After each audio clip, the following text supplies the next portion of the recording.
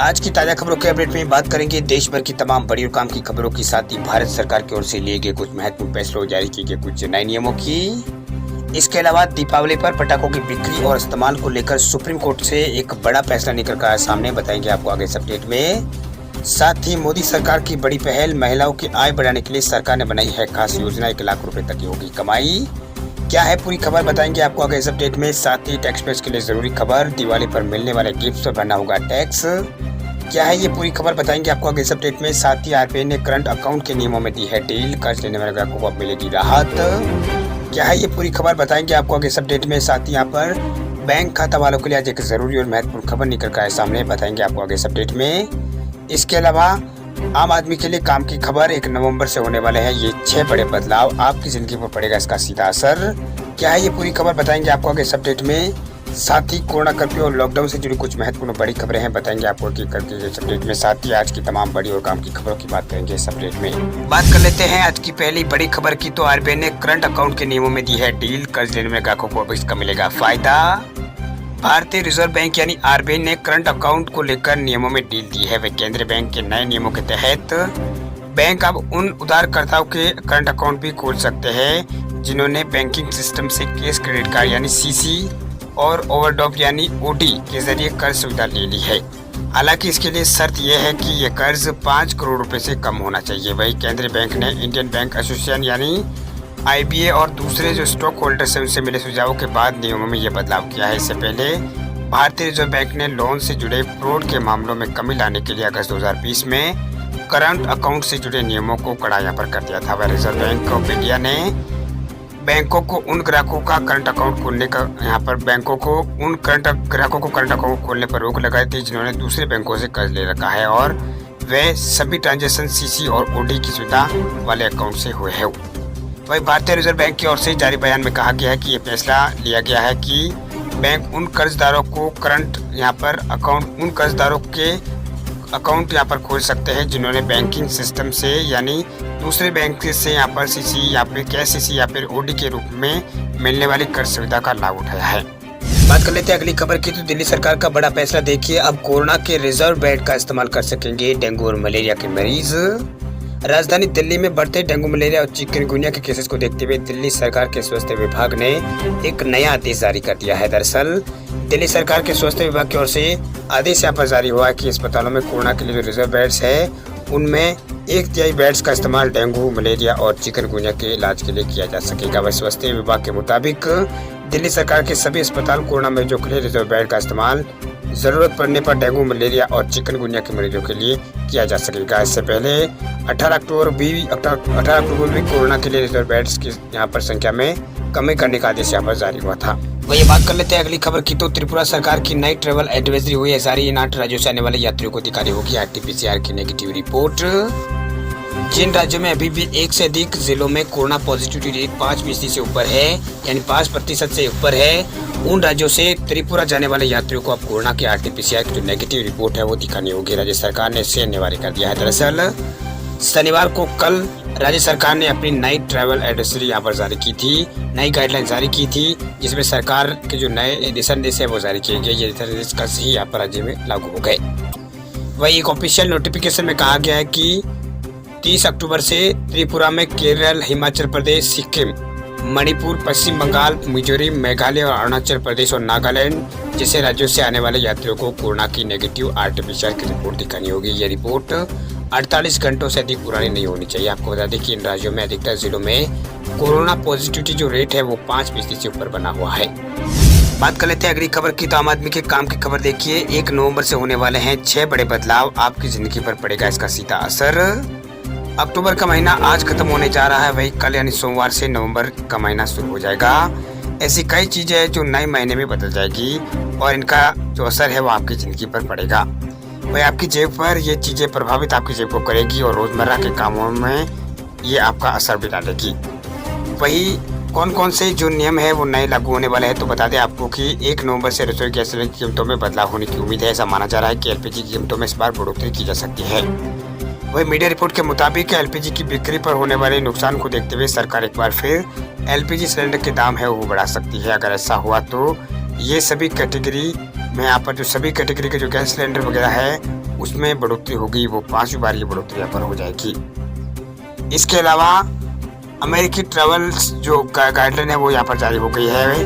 वही 1 नवंबर से अमेरिका जाने वाले लोग हैं उन के लिए यहाँ पर जो गाइडलाइन है वो बदल गई है। अब केवल वही विदेशी नागरिक अमेरिका के लिए विमान में बैठ पाएंगे जिन्होंने विश्व स्वास्थ्य संगठन द्वारा इमरजेंसी इस्तेमाल के लिए मंजूर की गई वैक्सीन लगाई है। नियमों के तहत जिन लोगों को टीका नहीं लगा है उनका अमेरिका में प्रवेश मुश्किल हो जाएगा।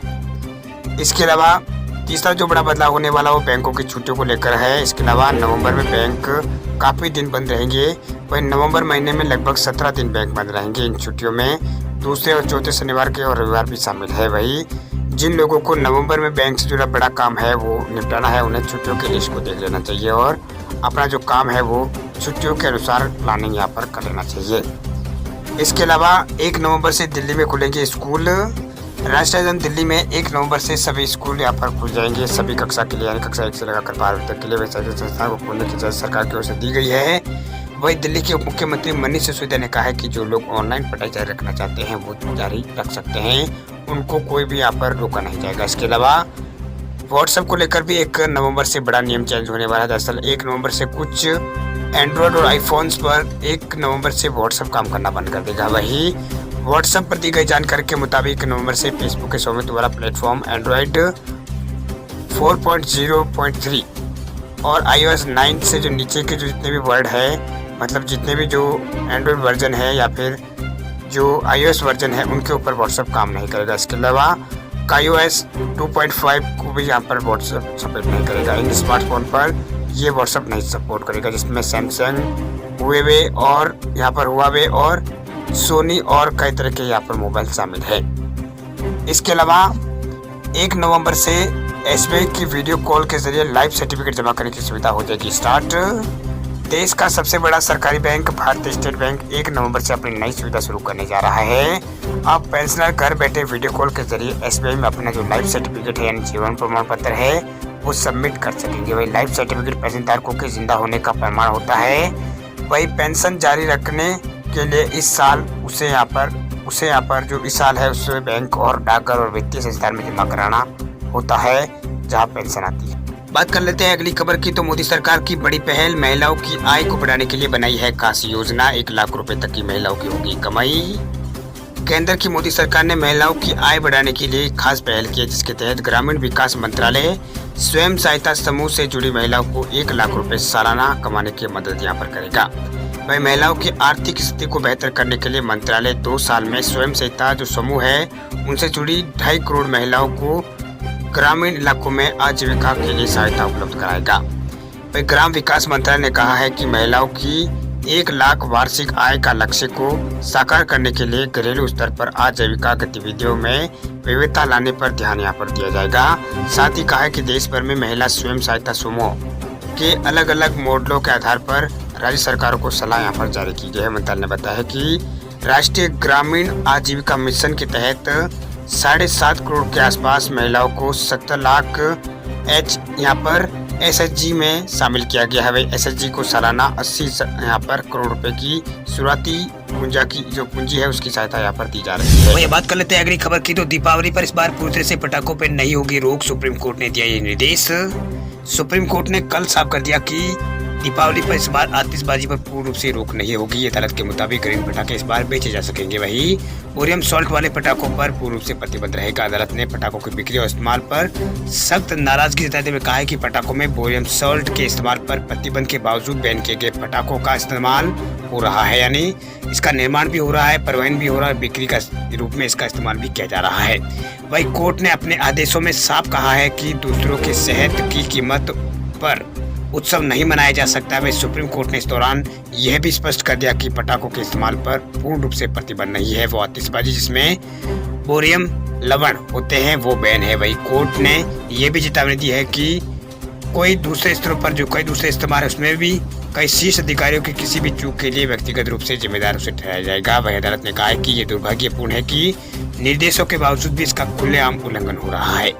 वही बात कर लेते हैं अगली खबर की। तो यूपी सरकार द्वारा पटाखों की बिक्री पर प्रतिबंध, हरित पटाखों की दी गई है अनुमति। उत्तर प्रदेश सरकार ने वायु प्रदूषण फैलाने वाले पटाखों की बिक्री और उपयोग पर प्रतिबंध लगा दिया है। दीपावली पर इस बार प्रदेश में केवल ग्रीन पटाखों की ही यहां पर बिक्री होगी। वही इस संबंध में मुख्य सचिव अवनीश कुमार अवस्थी ने बताया है कि उत्तर प्रदेश प्रदूषण नियंत्रण बोर्ड ने इन दिनों प्रदेश के 27 शहरों में वायु गुणवत्ता की निगरानी यहाँ पर कर रहा है। उन्होंने कहा है कि सुप्रीम कोर्ट ने 23 जुलाई 2021 के दिन आदेश में स्पष्ट किया है कि क्षेत्र की वायु गुणवत्ता थोड़ी प्रदूषित या फिर अच्छी है तो संबंधित अधिकारी यहाँ पर जो पदाधिकारी है वो हरित पटाखों की बिक्री के उपयोग की अनुमति दे सकते हैं। वही शासन ने सुप्रीम कोर्ट के निर्देश में कोविड-19 परिस्थितियों को दृष्टिगत रखते हुए प्रदेश के अंदर यहाँ पर समय सीमा के लिए निर्धारित समय सीमा के लिए हरित पटाखों की बिक्री का उपयोग यहाँ पर बेचने व यहाँ पर पटाखे फोड़ने की अनुमति प्रदान की है। इस संबंध में गृह विभाग ने आदेश भी जारी कर दिया है। वही आदेश के मुताबिक मुख्य सचिव का कहना है कि पटाखों की बिक्री और उपयोग को लेकर सभी डीएम को निर्देश यहाँ पर दे दिए गए हैं। जिला स्तर पर डीएम हरित पटाखों की बिक्री व उपयोग व समय सीमा की तय करेंगे। पटाखे बैन को लेकर एक और बड़ी खबर देखिए। कर्नाटक में 1 से 10 नवंबर तक बेचे जाएंगे ग्रीन पटाखे, जारी हुई है गाइडलाइन। प्रदूषण की वजह से जहां ज्यादातर राज्यों ने पटाखों पर बैन लगा दिया है तो वही कर्नाटक सरकार ने इस मामले में लोगों को थोड़ी राहत दी है। वहां पर तय प्रोटोकॉल के साथ ग्रीन पटाखे बेचे जा सकते हैं। इसके लिए शनिवार को विस्तृत गाइडलाइन जारी कर दी गई। सरकार ने साफ किया है कि नियमों का उल्लंघन करने वाले लोगों के खिलाफ कड़ी कार्रवाई की जाएगी। वे कर्नाटक सरकार ने कहा है कि जिन दुकानदारों को इजाजत दी गई है वो आराम से नियमों का पालन करते हुए ग्रीन पटाखे बेच सकते हैं। पटाखे सिर्फ 1 से 10 नवंबर तक ही बेचे जाएंगे। इसके अलावा 2 दुकानों के बीच 6 मीटर की दूरी यहाँ पर जरूरी है। और गाइडलाइन में आगे कहा गया है कि जहाँ पर पटाखों की दुकान लगेगी वो जगह रिहायशी इलाकों से दूर यहाँ पर होनी चाहिए। बात कर लेते हैं अगली खबर की। तो बड़ी खबर देखिए, आज से शुरू हो रही है 28 नई घरेलू उड़ानें। हवाई यात्रियों के लिए बड़ी खुशखबरी है। अब आप बहुत ही कम पैसों में हवाई यात्रा पर यहाँ पर जा सकते हैं, यानी हवाई यात्रा कर सकते हैं। वह लो कास्ट एयरलाइन स्पाइस जेट ने आज यानी 31 अक्टूबर से घरेलू रूट पर 28 नई उड़ानों को लॉन्च यहाँ पर कर दिया है। वह स्पाइस जेट की तरफ से दी गई जानकारी के अनुसार राजस्थान के जयपुर, जैसलमेर, जोधपुर और उदयपुर के पर्यटन स्थलों को प्रमुख महानगरों और शहरों को जोड़ने वाली नॉन स्टॉप फ्लाइटें जो है वो शुरू होगी। वह इसके तहत उदयपुर को कोलकाता और बेंगलोर और मुंबई से यहाँ पर जुड़ेगी। वही दिल्ली, मुंबई, बेंगलोर और जयपुर के साथ साथ जैसलमेर और मुंबई, दिल्ली और बेंगलुरु के साथ जोधपुर और जयपुर के साथ साथ बागा डोगरा को जोड़ने वाली जो नई उड़ानें हैं वो यहाँ पर शुरू होगी। वही कंपनी की तरफ से जारी बयान में कहा गया है कि स्पाइस जेट बागा डोगरा को अहमदाबाद और यहाँ पर बाग डोगरा से अहमदाबाद और कोलकाता को श्रीनगर से जोड़ेगी। वही बेंगलुरु पुणे मार्ग को भी यहाँ पर 2 नई उड़ानें यहाँ पर जोड़ेगी। वही बात कर लेते हैं अगली खबर की। तो इनकम टैक्स भरने वाले लोगों के लिए जरूरी खबर, दिवाली पर मिलने वाले गिफ्ट्स पर भरना होगा टैक्स। दिवाली पर ज्यादातर लोग अपने परिजनों और रिश्तेदारों और दोस्तों को उपहार देते हैं। इनमें नगद, सोना और हीरा से लेकर कंपनियों के शेयर और जमीन तक के गिफ्ट शामिल रहते हैं। इनमें से कुछ खास लोगों से मिले गिफ्ट पर टैक्स भी चुकाना पड़ता है। वही कुछ गिफ्ट्स फ्री भी रहते हैं। तो कौन कौन से गिफ्ट्स फ्री रहते हैं, कौन कौन पर टैक्स लेते हैं, तो आगे हम आपको बताते हैं। इनकम टैक्स एक्ट के मुताबिक रिश्तेदारों से मिलने वाले गिफ्ट टैक्स फ्री होते हैं। वही दोस्तों से मिलने वाले गिफ्ट पर इनकम टैक्स भरना पड़ता है। आप समझते हैं कि गिफ्ट पर लगने वाले टैक्स की गणना टैक्स कैलकुलेशन में कैसे की जाती है। वह रिश्तेदारों और दोस्तों से मिलने वाले 50,000 रुपये से कम की कीमत के गिफ्ट पर किसी भी तरह का कोई भी टैक्स यहाँ पर नहीं देना होता है। वही गिफ्ट 50,000 रुपये से ज़्यादा का है तो इनकम टैक्स चुकाना होगा। इसमें गिफ्ट की पूरी कीमत पर टैक्स लगता है। मान लीजिए कि किसने गिफ्ट में आपको 51,000 रुपये दिए तो पूरी कीमत के आधार पर टैक्स का जो कैलकुलेशन है वो होगा। वही टैक्सेबल गिफ्ट को अन्य स्रोतों से आय मानकर इनकम टैक्स एक्ट की धारा 56(2) के तहत टैक्स का यहाँ पर जो इनकम टैक्स है वो आपको चुकाना होगा।